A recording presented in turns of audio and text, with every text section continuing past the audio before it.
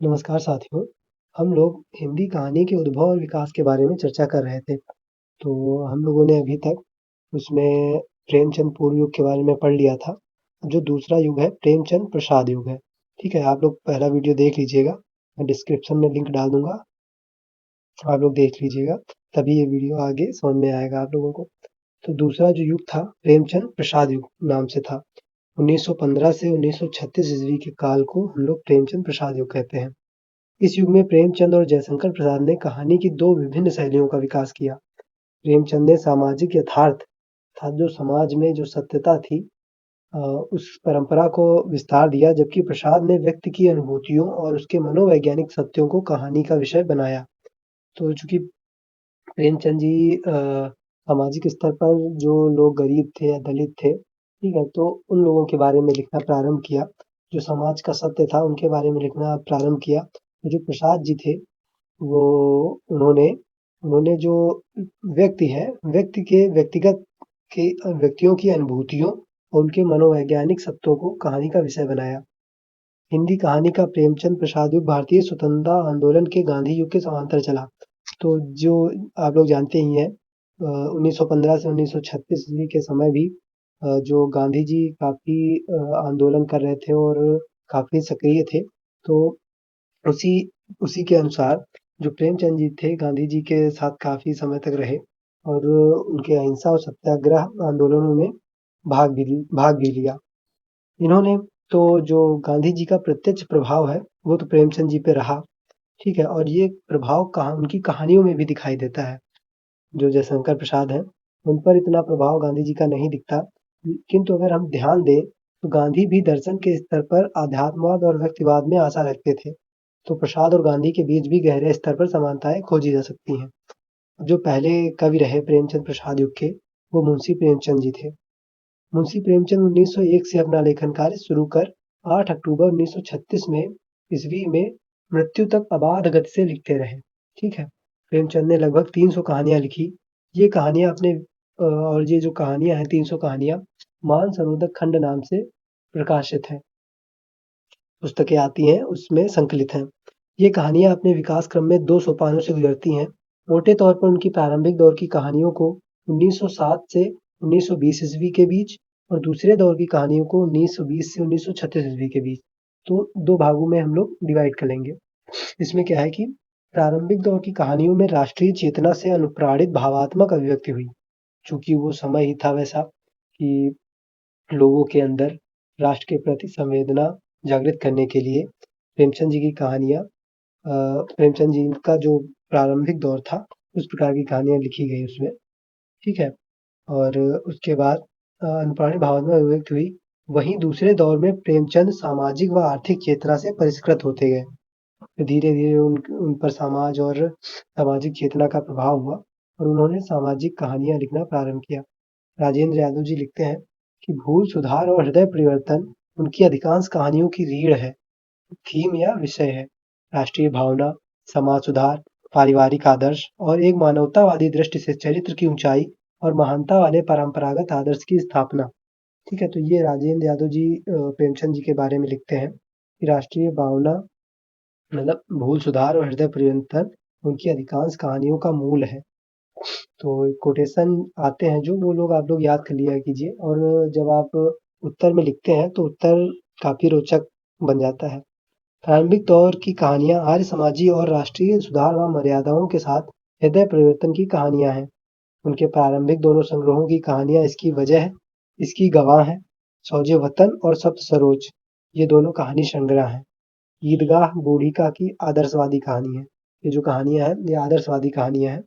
आदर्शवादी कहानियों में ये होता है कि अंत में लगभग सब ठीक ठाक हो जाता है। एक आदर्श स्थापित करने के लिए ऐसी कहानियां लिखी जाती हैं।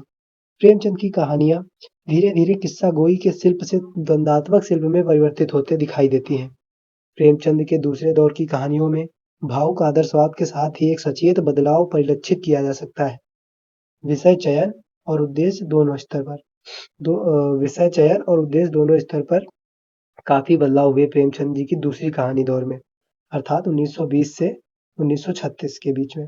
प्रेमचंद का यथार्थ निरीक्षण उनकी कहानियों ठाकुर का कुआं, पूस की रात, कफन, सदगति, सवा सेर गेहूँ आदि में अभिव्यंजित होता है। प्रेमचंद कालीन हिंदी के प्रमुख कहानीकार। तो इस काल के जयशंकर प्रसाद, सूर्यकांत त्रिपाठी निराला, विश्वंभर नाथ शर्मा, पद्मलाल पुन्नालाल बख्शी, इसी प्रकार कई कहानीकार रहे। अब जयशंकर प्रसाद और हिंदी कहानी। सामंती समाज, ग्राम्य यथार्थ, शोषण, अन्याय, सामाजिक असमानता, रूढ़िवादिता और अंधविश्वास आदि प्रेमचंद की कहानियों की चिंता के केंद्र थे। तो द्वंद्वात्मकता मतलब कि कहानियों में द्वंद्व होता है कि अभी ये हुआ, कि तुरंत ये हो गया, ठीक? तो इसको द्वंद्वात्मकता कहते हैं।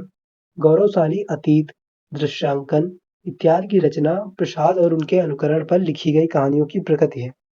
तो सामाजिक यथार्थ, प्रेमचंद और उनकी परंपरा की कहानियों का सच। जयशंकर प्रेमचंद की तरह सामाजिक यथार्थवादी दृष्टि के नहीं थे, बल्कि वे रोमांटिक या स्वच्छंदतावादी दृष्टिकोण के रचनाकार थे। तो जो स्वच्छंदतावाद है, ये इसको इंग्लिश में रोमांटिसिज्म कहते हैं। तो ये पश्चिम के एक लेखक थे, विलियम वर्ड्सवर्थ, ठीक है? उन्होंने यह आंदोलन चलाया। तो वे प्रायः मतलब जो ये कवि होते हैं, स्वच्छंदतावादी कवि होते हैं, वो प्रायः उनमें भावनाओं की तीव्रता होती है। वो प्रायः उनका जो कहानी होगा या जो भी होगा, वो भावना के ऊपर आधारित होगा, ठीक है? इनका केंद्रीय तत्व जो रहता है, वो प्रेम रहता है। प्रेम के ऊपर ज़्यादा लिखते हैं और इनके काव्य में या इनके रचनाओं में प्रकृति के प्रति थोड़ा आकर्षण नज़र आता है, ठीक है? तो आप लोग जानते ही होंगे जयशंकर प्रसाद जी छायावादी कवि हैं और छायावाद की एक मूल विशेषता है स्वच्छंदतावाद। तो ये हो जाएगा। हाँ, इसलिए प्रसाद का दृष्टिकोण प्रेमचंद से अलग है। उनकी चेतना राष्ट्रवाद और सांस्कृतिक आदर्शवाद जैसे तत्वों से निर्मित है, इसलिए देश प्रेम जैसे विषय उनकी कहानियों के केंद्र में है। इसके लिए वे अपनी कहानियों की अतीत की पृष्ठभूमि देते हैं। सामाजिक यथार्थ से ज़्यादा महत्व उन्होंने व्यक्ति के मन के भीतर विद्यमान मानसिक यथार्थ को दिया है। इंद्रजाल कहानी संग्रह की कहानियों में प्रसाद का दृष्टिकोण बौद्धिक, मनोवैज्ञानिक एवं यथार्थवादी होने लगा था। प्रसाद की समस्त कहानियों को प्रवृत्ति और रूप विधान के वर्गों आधार पर वर्गों में कुछ वर्गों में विभाजित किया जा सकता है। जैसे ऐतिहासिक कहानियाँ, तो जयशंकर प्रसाद जी ने ऐतिहासिक कहानियों के आधार पे मतलब ऐतिहासिक कहानियों में सिकंदर की पराजय और अशोक लिखी हैं। यथार्थवादी कहानियों में सलीम, गुंडा, इंद्रजाल ये सारी कहानियाँ आती हैं। मनोवैज्ञानिक कहानियों के अंतर्गत प्रतिभा, परिवर्तन, मधुआ ये सब आती हैं और स्वच्छंदतावादी कहानियों के अंतर्गत रसिया, बालम, आकाशदीप और पुरस्कार आती हैं। इनकी कहानियों में नारी चरित्र प्रभावशाली व आकर्षक है, जो अपने समर्पण तथा त्याग से पाठक के मन पर अमिट प्रभाव छोड़ते हैं। अतीत के वातावरण का सुंदर प्रयोग इनकी कहानियों की विशेषता है। तो ये आपका प्रेमचंद प्रसाद युग हो जाएगा। उत्तर प्रेमचंद युग 1936 ईस्वी से 1955 ईस्वी तक के समय को उत्तर प्रेमचंद युग कहते हैं। प्रेमचंद और प्रसाद के बाद के दौर में हिंदी कहानी की दो प्रमुख धाराएं उभर कर आई।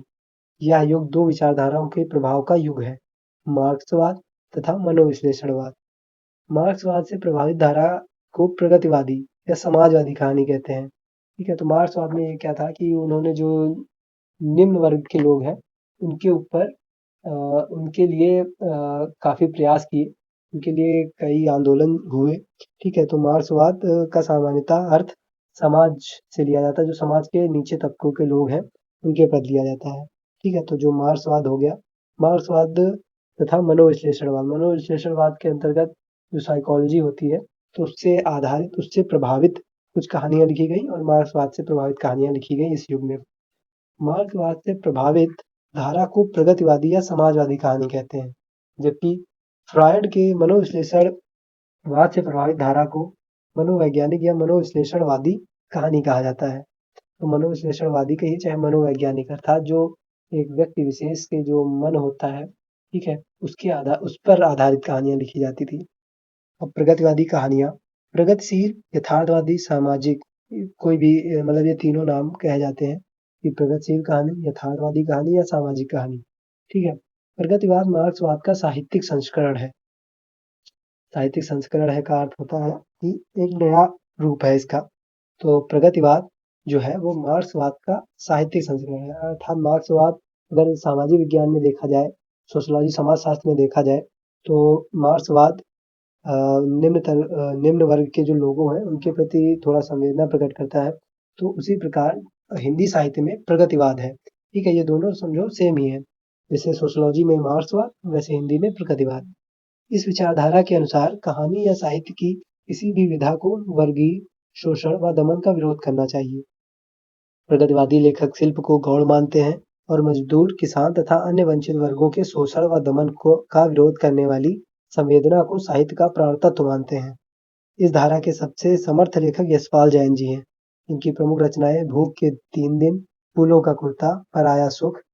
उनके अलावा इस धारा के अन्य लेखकों में राहुल सांकृत्यायन, नागार्जुन तथा रांगे राघव प्रसिद्ध हैं। मनोवैज्ञानिक कहानियां, जिसे मनोविश्लेषणवाद कहानियां भी कहते हैं।